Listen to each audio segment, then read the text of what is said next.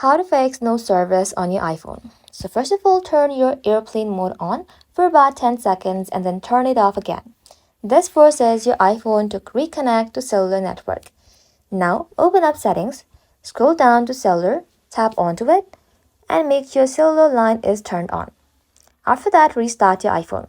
If you're still not seeing any services, tap on general, tap on about, and wait a few seconds, and if a carrier settings update is available, you will get the option to install it. You should even check that your iPhone is running the latest version of iOS by tapping on software update.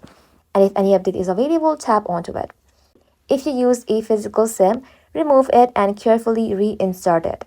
For eSIM, check that your cellular plan still appears under Settings Cellular.